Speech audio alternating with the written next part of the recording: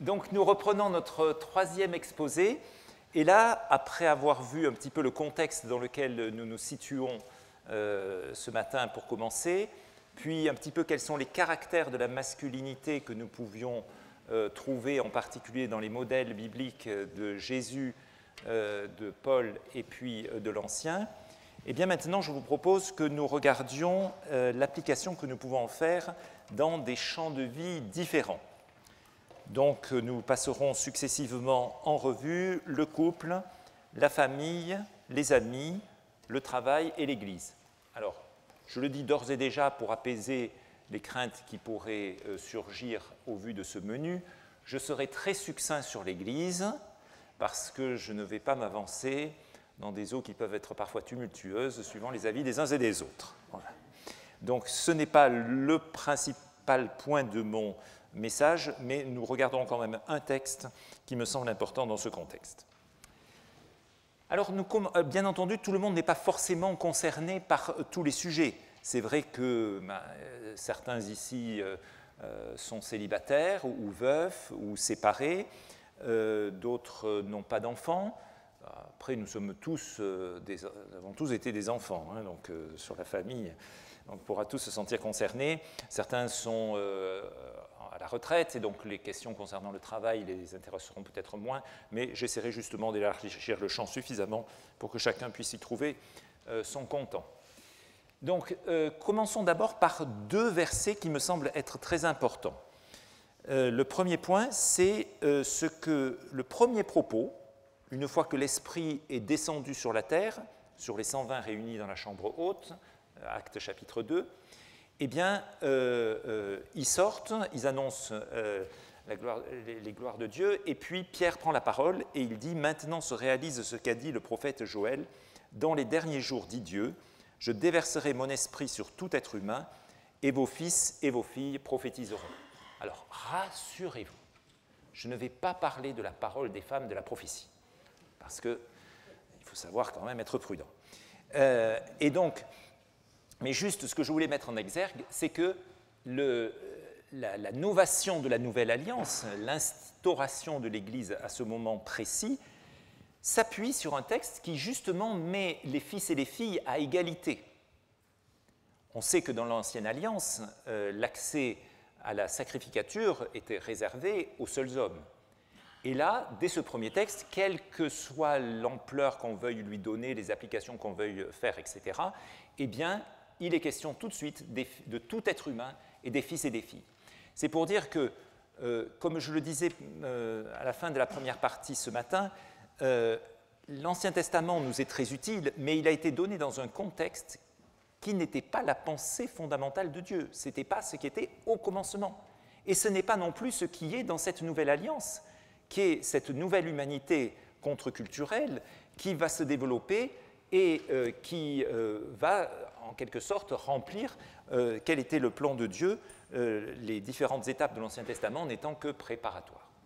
Deuxième texte qui me paraît important, c'est l'égalité de position en Christ. Vous êtes tous fils de Dieu par la foi en Jésus-Christ. En effet, vous tous qui avez été baptisés en Christ, vous vous êtes revêtus de Christ. Il n'y a plus ni juif ni non-juif, il n'y a plus ni esclave ni libre, il n'y a plus ni homme ni femme, car vous êtes tous un en Jésus-Christ. Alors, par rapport à ce verset, s'il vous plaît, certains l'absolutisent et veulent voir tous les versets du Nouveau Testament et toutes les conduites par rapport à ce verset, et ils disent, bon, vous voyez, il n'y a plus ni homme ni femme, donc l'égalité parfaite partout. Ce n'est pas, contexte sans contexte n'est que prétexte, et en particulier sur ce verset-là, et je vous invite, si ça vous intéresse, à regarder un article de promesse que j'ai commis il y a quelques années, où j'essaye de le remettre un peu dans son contexte. Mais néanmoins, il ne faut pas aller non plus dans l'excès inverse, et de dire oui, il y a ce verset, mais finalement, le plus important, c'est que l'homme ait vraiment sa position et puis la femme sa position. C'est vrai que ce verset-là ne dit pas tout des relations entre l'homme et la femme, il ne faut pas tout lui subordonner, ce serait complètement faux. D'un autre côté, il dit quand même des choses importantes. Il dit qu'en Jésus-Christ, il n'y a pas la plus légère différence devant, vous êtes tous un en Jésus-Christ. Vous vous êtes revêtus de Christ, vous avez tous été baptisés en Christ, vous êtes tous fils de Dieu par la foi en Jésus-Christ. Et donc, ça nous montre que notre vision de l'unité du peuple de Dieu, hommes et femmes, doit être quelque chose qui me semble être en arrière-plan. Vous voyez la trame de fond à travers ces deux textes, l'un en raison de son positionnement temporel au moment de la Pentecôte, le second par l'absolu qu'il nous donne dans l'enseignement de Paul aux Galates, première épître écrite par Paul d'ailleurs, eh bien ça me semble être la toile de fond sur laquelle peuvent se déployer ensuite des éléments de complémentarité, de différenciation, qui ont tout à fait leur place, mais leur place relative, me semble-t-il, par rapport à l'unité de cette nouvelle humanité. D'ailleurs, vous remarquerez que nous le chantons, comme nous le disions à table dans le groupe, on a chanté des chants qui sont impliquants, hein, comme je sais plus si c'est Pierre David qui disait, ça pique. C'est vrai que si on fait attention parfois à certaines paroles, ça pique. Et là, on chante bien, tous consommés dans l'unité et dans la charité. Hein, ça vous dit quelque chose à quelques-uns d'entre vous. Ben oui, donc on voit bien que cette toile de fond, c'est cette unité dans sa diversité, avec un accent particulier sur l'unité. Venons-en maintenant, si vous voulez bien, à la masculinité dans le couple. Alors, c'est sans doute le champ premier et le plus évident dans lequel peuvent s'appliquer les éléments que nous avons vus jusque-là. Et par quoi allons-nous commencer? Vous allez me dire, oh, c'est facile, Éphésiens 5. Eh bien, allons à Éphésiens 5. Soumettez-vous les uns aux autres dans la crainte de Dieu. Ah, après, vous avez de la peine à lire, hein? Moi aussi, parce que ça ne me concerne pas, alors on va sauter. Marie, aimez votre femme comme le Christ a aimé l'Église, il s'est donné lui-même pour elle, afin de la conduire à la sainteté après l'avoir purifiée et lavée par l'eau de la parole, pour faire paraître devant lui cette Église glorieuse, sans tache, ni ride, ni rien de semblable, mais sainte et irréprochable.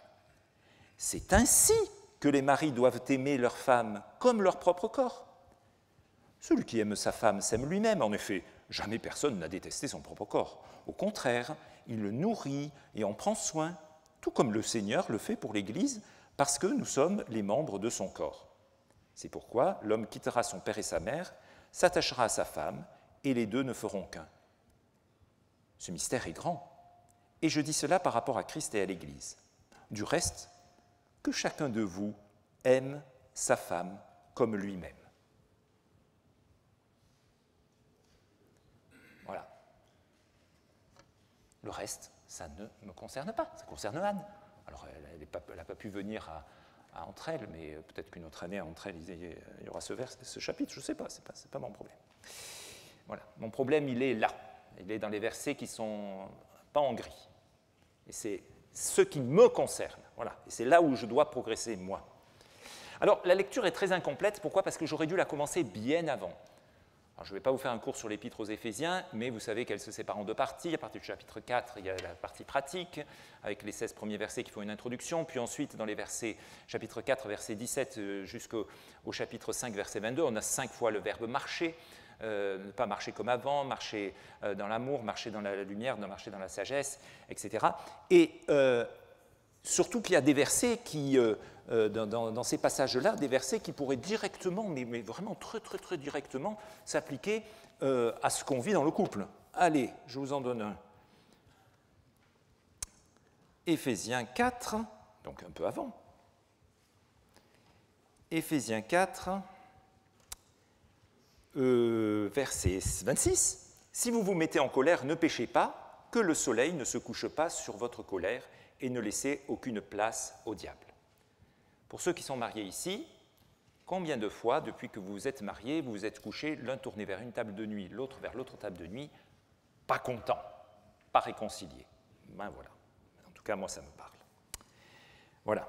Et puis aussi, verset 31, par exemple, que toute amertume, toute fureur, toute colère, tout éclat de voix, toute calomnie, toute forme de méchanceté disparaissent du milieu de vous, soyez bons et pleins de compassion les uns envers les autres, pardonnez-vous réciproquement, comme Dieu nous a pardonné en Christ. Donc vous voyez qu'il y a des versets qui sont susceptibles d'application très générale, mais d'abord et en premier lieu, dans notre vie de couple.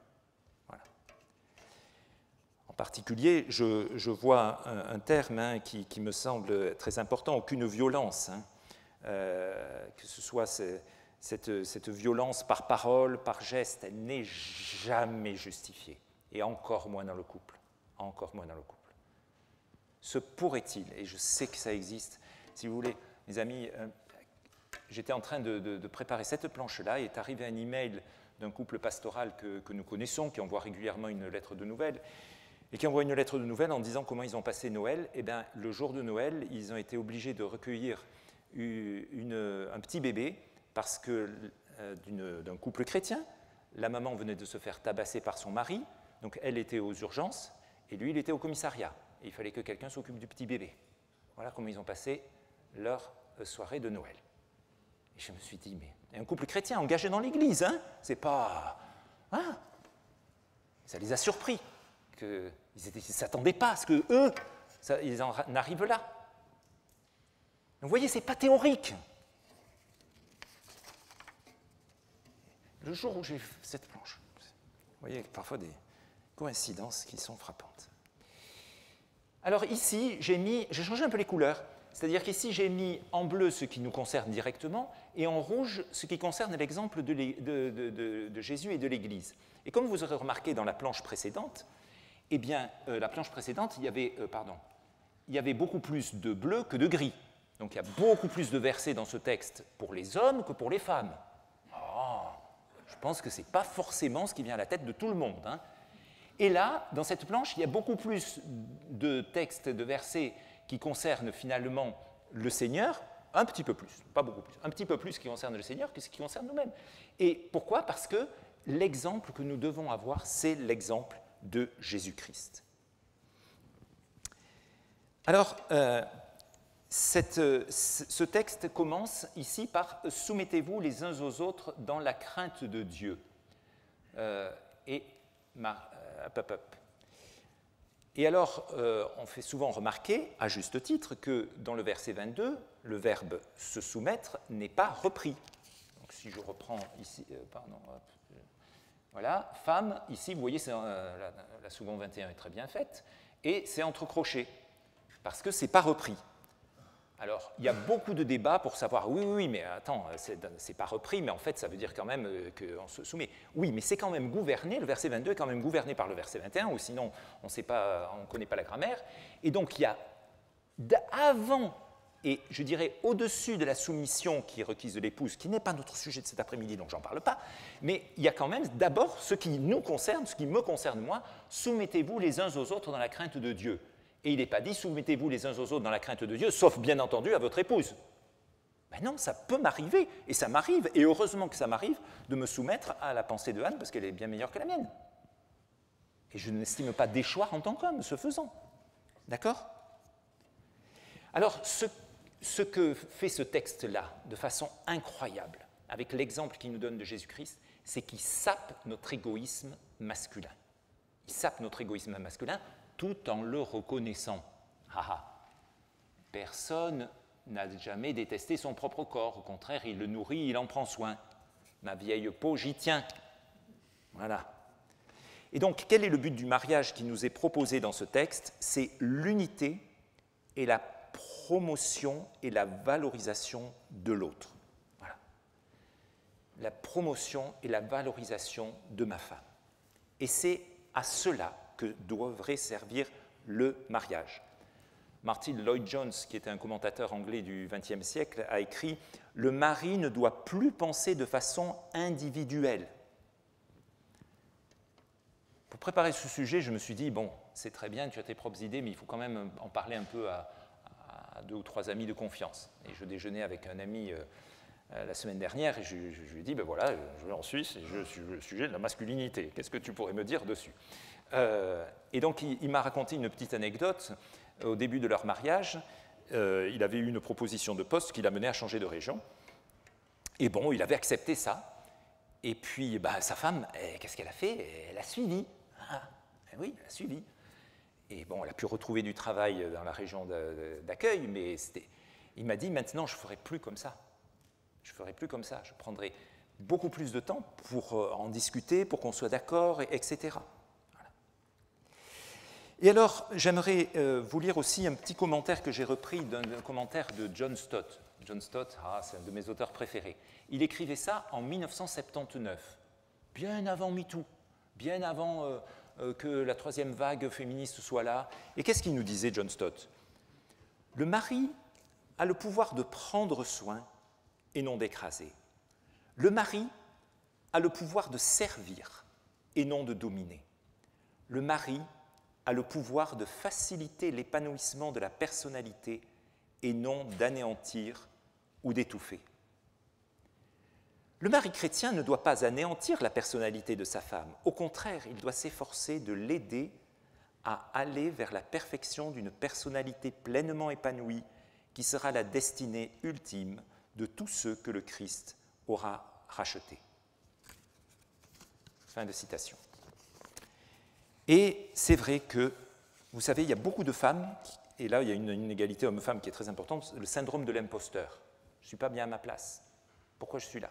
Je vois, ça m'est difficile de le comprendre. Et parfois, ma fille aînée qui a un peu le syndrome de l'imposteur, je lui dis, mais attends, regarde qui tu es. Ah oui, mais papa, tu ne peux pas me comprendre, toi tu es un homme. Ok, peut-être, c'est possible. Et il faut le savoir, ça. Et donc, il faut qu'on donne confiance, qu'on essaye de faire fleurir la personnalité de nos épouses. C'est à ça que ça sert. Qu'est-ce qui fait le Christ dans cet exemple qui nous est donné et qui est tellement plus haut que ça, hein? Eh bien, il veut la faire paraître devant lui, cette Église glorieuse, sans tache ni ride, ni rien de semblable, mais sainte et irréprochable. Alors, ce n'est pas nous qui allons rendre notre épouse sainte et irréprochable. L'analogie a forcément beaucoup ses limites, on ne le comprend. Mais quand Paul dit « c'est ainsi que les maris doivent aimer leur femme comme leur propre corps », ça veut dire qu'ils doivent laisser de côté un peu leur fichu égoïsme et chercher à promouvoir leur épouse, à valoriser leur épouse, à faire en sorte que les potentialités qu'elles ont puissent s'exprimer, que ce soit par le travail, que ce soit par le service, que ce soit par... Dieu nous donnera de l'imagination s'il en est besoin. Et à contrario, j'ai des noms, et vous aussi je pense, d'épouses peut-être un peu neurasthéniques, peut-être un peu dépressives, qui étaient finalement écrasées par un mari qui avait une ampleur dans son activité professionnelle ou dans l'Église, etc., et qui n'avait pas su faire place.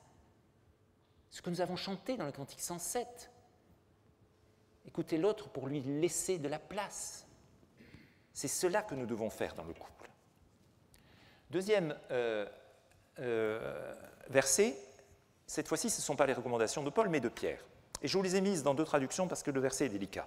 Marie, vivez de même en montrant de la compréhension à votre femme, en tenant compte de sa nature plus délicate. Montrez-lui de l'estime, car elle doit hériter avec vous de la grâce de la vie. Agissez ainsi, afin que rien ne fasse obstacle à vos prières. Le point délicat, ici, c'est le vase plus faible, en tenant compte de sa plus grande faiblesse. Alors, la seconde 21, prudemment, mais sa nature plus délicate. Mais, littéralement, c'est le vase plus faible. Voilà. Ici, il y en a pas mal qui connaissent leur Darby. Alors, qu'est-ce que ça veut dire plus faible? Ah, ça fait couler beaucoup d'encre, cette histoire. Est-ce que c'est plus faible physiquement? Oh, sans doute, parce que le terme vase... qui parle du corps, hein, bien souvent c'est une image de notre corps dans le Nouveau Testament, on peut faire penser à cela directement. Alors certains ont dit non, c'est pas physiquement, c'est intellectuellement. Alors là, désolé, ça ne marche pas, parce que regardez les scores PISA des femmes et des hommes, puis vous verrez que les femmes sont largement au-dessus des hommes. Donc on arrête ça. Elles sont plus faibles moralement, mais alors pas du tout. Boris Cyrulnik a mis en évidence ce facteur de résilience. Mais les femmes en particulier, quand on entend des récits de femmes en Afrique qui sont passées par des choses innommables, ben elles sont beaucoup plus résilientes que les hommes qui parfois s'écroulent complètement. On avait un ami qui disait « mais ma femme, c'est elle qui tient. Moi, je m'écroule, mais ma femme, c'est elle qui tient la famille. » Spirituellement, alors, la femme serait plus facilement bernée par un gourou. Ce n'est pas forcément si évident que ça. Hein, l'argument que c'est Ève qui a été tentée et pas Adam a ses limites là-dessus. Donc moi, je laisse cela de côté. Ou plus faible relationnellement. Alors ça, oui. Parce que juste avant, il était demandé aux femmes d'accepter volontairement de se mettre dans cette position de soumission. C'est les versets 1 à 6 qui ne nous concernent pas et que je ne commente pas. Mais forcément, quand quelqu'un se met dans cette position-là, volontairement, eh bien, le risque, c'est que la personne qu'elle reconnaît comme ayant eu une certaine ampleur d'autorité vis-à-vis d'elle, eh bien, abuse de cette autorité. Et donc, il est normal que Pierre enjoigne à ceux qui doivent avoir cette place-là, eh bien, de ne pas écraser.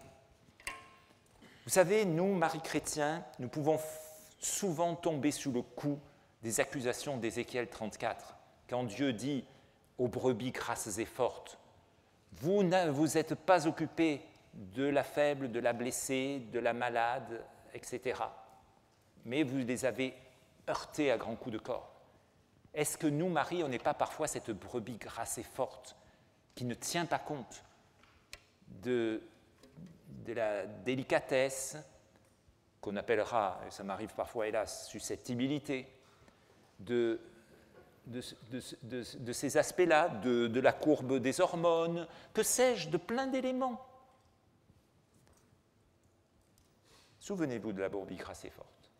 Alors, il y a aussi ce verbe « vivez de même ».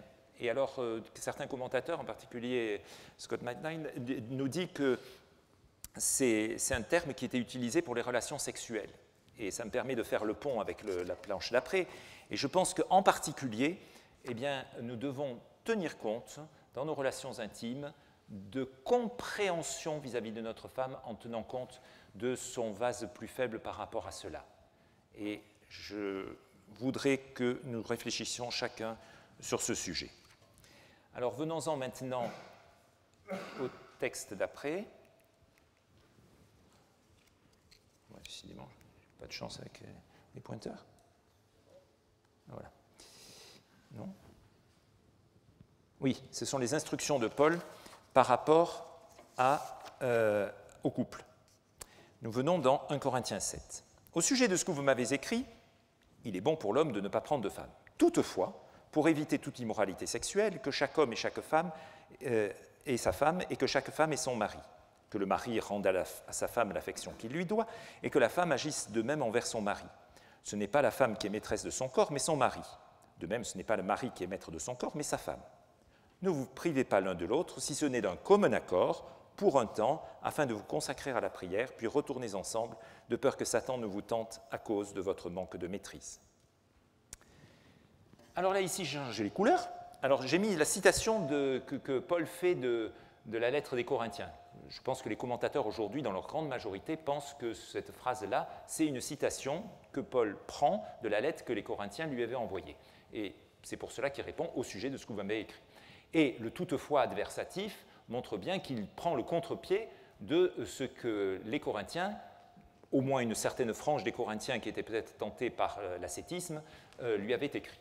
Et donc, il va faire un certain nombre d'affirmations et de recommandations. Et alors là, j'ai mis en rose les femmes, j'ai laissé en bleu les garçons, hein, il faut quand même rester dans sa culture. Et donc, vous aurez remarqué le parallélisme qui est assez impressionnant. Et puis, ça se termine par d'un commun accord, vous consacrez ensemble, etc. Vous voyez ? Et donc, on voit bien que par rapport aux relations intimes, il ne s'agit pas d'exiger ses droits par rapport à son conjoint, mais d'offrir son corps comme un don à son conjoint. Et malheureusement, il y a le triste sujet du viol conjugal, qui a été occulté, mais pendant des siècles, j'allais dire des millénaires, et qui, heureusement, est un sujet qui vient un peu plus à l'ordre du jour. Je n'ai pas le droit d'imposer des relations à mon épouse non consenties. Vous savez, c'est un gros sujet maintenant, consentement. Voilà. D'accord ? D'accord ? Voilà. Et ceux qui travaillent parmi nous dans le ministère pastoral peuvent témoigner que ce qui se passe dans les relations intimes, eh bien, est parfois bien triste. Bien triste. Et que le lit conjugal soit sans souillure, ce n'est pas simplement éviter l'adultère. C'est faire en sorte que ce qui se passe dans la chambre à coucher honore Jésus, puisse être vécu dans la louange une fois l'acte accompli. Voilà. Et c'est vrai que c'est une bénédiction de pouvoir rendre grâce pour des relations sexuelles épanouies, vécues dans l'harmonie, dans la confiance et dans la grâce. Alors à l'époque, on savait qu'il était normal pour un homme d'aller voir ailleurs, et ça a perduré longtemps. Au XIXe siècle, dans le mariage, la jeune fille devait arriver vierge et l'homme expérimenté. Voilà. Donc, voilà. Aujourd'hui, c'est les deux qui doivent être expérimentés. Voilà. Et la vision chrétienne, c'est que chacun se découvre dans le mariage, voilà, et ensemble. Ça prend peut-être un peu plus de temps, mais je vous assure que sur la durée, c'est plus fiable. Donc on voit qu'il y a cette totale symétrie qui est très différente de ce qui était vécu tant chez les Juifs que chez les Grecs. Hein, qui était la pensée juive de l'époque, qui était biaisée en faveur du mari, et on trouve des midrash, hein, donc des commentaires rabbiniques qui sont ébouriffants aujourd'hui. Voilà, je n'en dis pas plus, mais je laisse chacun réfléchir et peser les choses. De toute façon, il y en a un qui voit partout, y compris quand on éteint la lumière. La masculinité dans la famille. Alors là, il y aurait beaucoup de choses à dire par rapport au contexte dans lequel nous vivons, c'est le contexte du père absent. Père absent, pourquoi? Parce que la mère élève seule, parce qu'il s'est barré, parce qu'il n'est pas là, parce que la mère l'a foutu dehors, parce qu'il ne s'occupe pas de ses enfants, etc., etc. Donc je pense que ça concerne personne ici. Donc je vais directement aller sur les exhortations plus directes qui nous sont données. Et les recommandations de Paul par rapport aux enfants sont intéressantes. Quant à vous, pères, n'irritez pas vos enfants, mais élevez-les en leur donnant une éducation et des avertissements qui viennent du Seigneur. Donc là, on voit que ce qui est demandé au père, ce n'est pas d'exercer son autorité paternelle, ça a l'air d'aller sans dire, hein. Mais ce qui lui est demandé, c'est une limitation à son autorité, limitation. Pourquoi? Parce que sinon, on peut irriter ses enfants. Irriter ses enfants. On peut irriter ses enfants en quoi? En voulant qu'ils fassent ce que nous-mêmes nous faisons, exactement comme nous le faisons. On peut irriter ses enfants en voulant qu'ils fassent ce que nous n'avons pas réussi à faire. Typiquement, tu auras telle profession, mon fils, parce que moi, je n'ai pas réussi à l'avoir. Voilà. On peut irriter ses enfants en répondant à côté de leurs besoins et en ne prenant pas en compte leur personnalité, leur avis. Allez, je vais vous donner un petit exemple.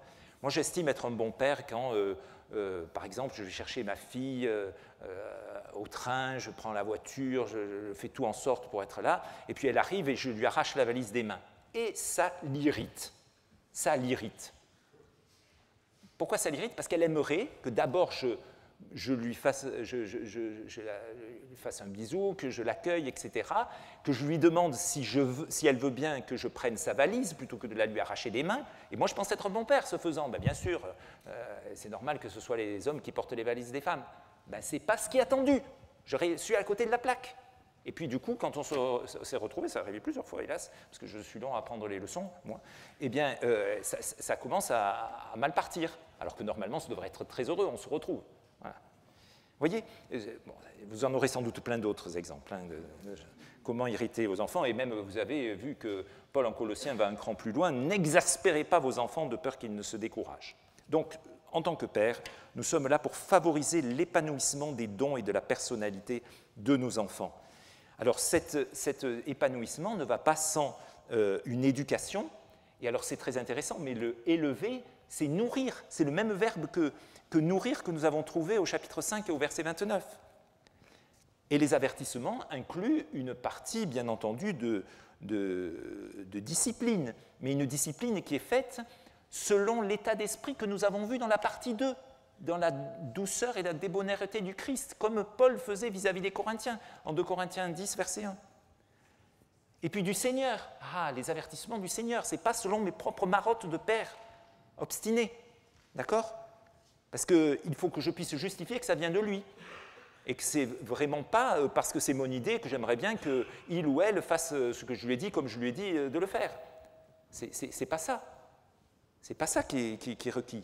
Donc c'est une grande responsabilité pour nous que les avertissements que nous prodiguons puissent bien être reconnus comme venant du Seigneur. Parce que sinon le risque après, c'est que quand l'enfant grandit, il se dit mon père disait de faire ceci parce qu'il fallait que j'obéisse au Seigneur, mais je vois finalement dans la Bible que le Seigneur ne demande pas explicitement ce truc-là, et les enfants jettent le bébé avec l'eau du bain, et ça risque de les détourner de la foi.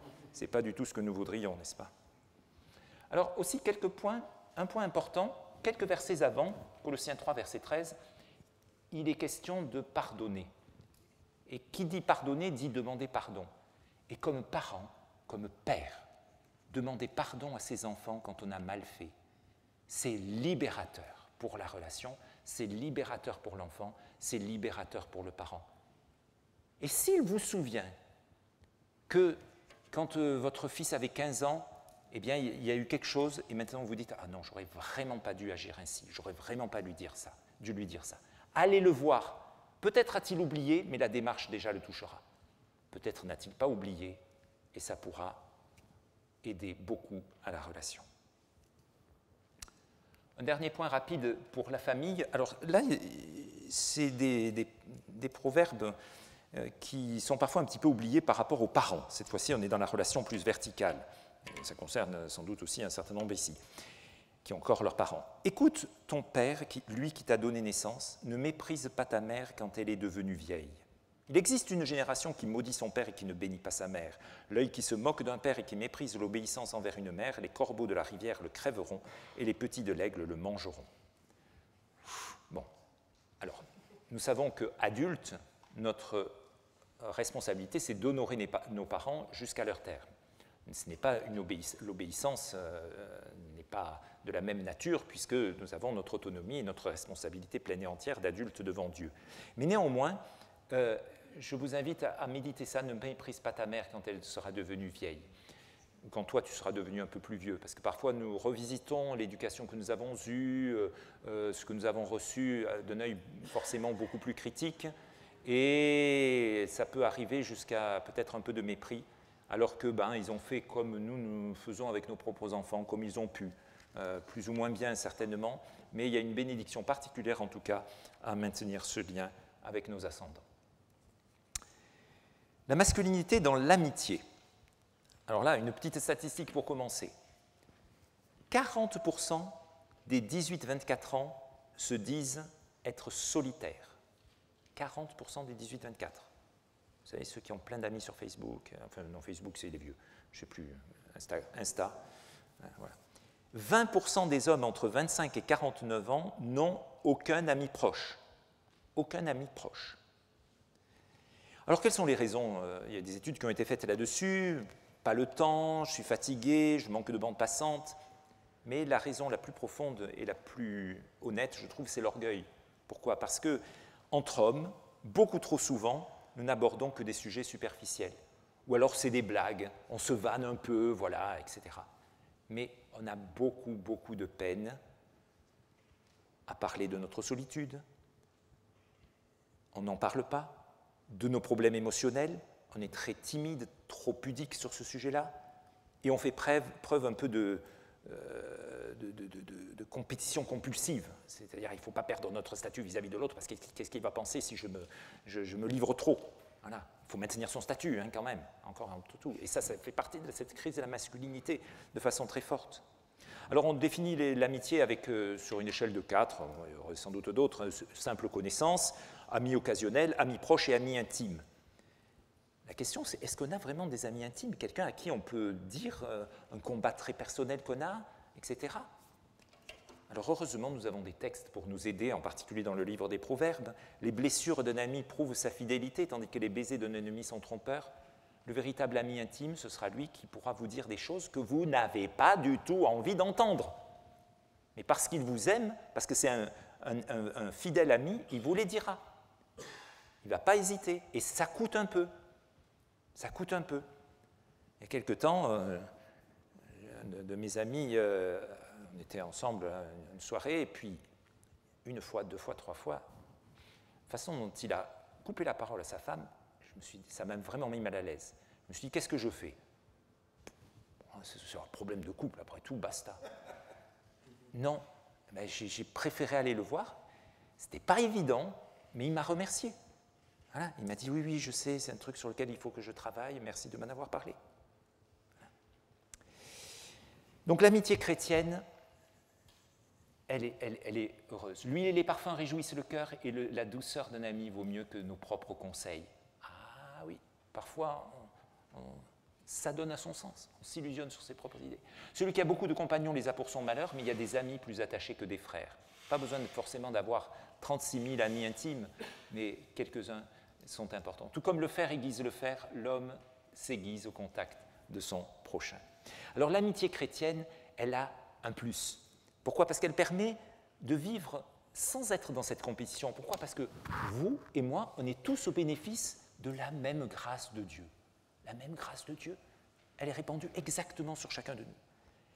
L'amitié chrétienne, elle permet d'être honnête sur ses faiblesses. Pourquoi? Parce que Je sais que tu es pécheur, tu sais que je suis pécheur, pécheur sauvé par grâce, toi comme moi. Et l'amitié chrétienne aussi, elle est riche. Pourquoi? Parce qu'on sait qu'on a le même but. Le but, c'est de tendre vers la maturité en Jésus-Christ. La masculinité dans le travail.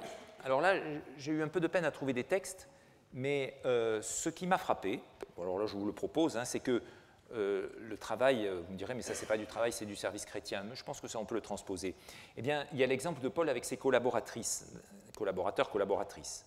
J'encourage Évodie et Syntyche, dit-il aux Philippiens, à vivre en plein accord dans le Seigneur. Toi aussi, mon fidèle collègue, je te demande de les aider, elles qui ont combattu pour l'Évangile avec moi, ainsi qu'avec Clément et mes autres collaborateurs dont le nom figure dans le livre de vie. Saluez Prisca et Aquilas, mes collaborateurs en Jésus-Christ. Ils ont risqué leur tête pour me sauver la vie. Ce qui m'a frappé dans ces versets, et je ne vais pas développer beaucoup ce point-là qui nécessiterait un exposé complet par rapport au travail, mais c'est juste de voir que Paul savait travailler dans des équipes multidisciplinaires, si je puis dire, et hommes et femmes. Et on voit que là, le fidèle collègue, il le met au même niveau que Évodie et Syntyche, ou Prisca et Aquilas, pareil. Donc je pense personnellement qu'il y a une différence de nature substantielle entre la place de l'homme vis-à-vis de la femme dans le travail, ou dans les cercles, je dirais, laïques, si je puis dire, par rapport à ce que cela peut être dans le couple ou dans l'Église. Il y a des nuances qui, dans le travail, n'ont pas forcément lieu d'être. Et apparemment, Paul, ça ne le gênait absolument pas de parler de collaborateurs exactement au même niveau. Alors, un dernier point, la masculinité dans l'Église. Alors, je vous ai mis une photo qui est prise assez récemment dans une église évangélique américaine, parce que les sociologues sont étonnés. D'habitude, les églises évangéliques avaient une majorité d'éléments féminins, ce qui montre bien que le christianisme n'est pas aussi macho qu'on pourrait bien le dire, parce que sinon, les femmes, il y en a moins à l'église. C'était vraiment si macho que ça. Mais bon... Et donc, mais ce qui se passe, c'est qu'il y a un certain nombre d'églises aux États-Unis qui basculent un petit peu avec une majorité d'hommes qui trouvent dans au moins un contexte un peu culturel évangélique américain, les dernières élections en ont un petit peu parlé, eh bien, une fraternité sympathique. Bon, alors, je ne suis pas là pour taper sur qui que ce soit ou pour supposer des choses, mais je me dis, c'est super qu'on puisse se trouver entre hommes heureux dans l'Église, mais qu'est-ce qui nous amène? Je vous rappelle que dans l'Église, on doit vivre dans cette toile de fond qui est d'hommes et de femmes, de collaboration, d'unité, qui est aussi ce que nous devons vivre dans notre couple. Voilà. Et donc le masculinisme dans l'Église, en tout cas, si ça commence, faisons très attention.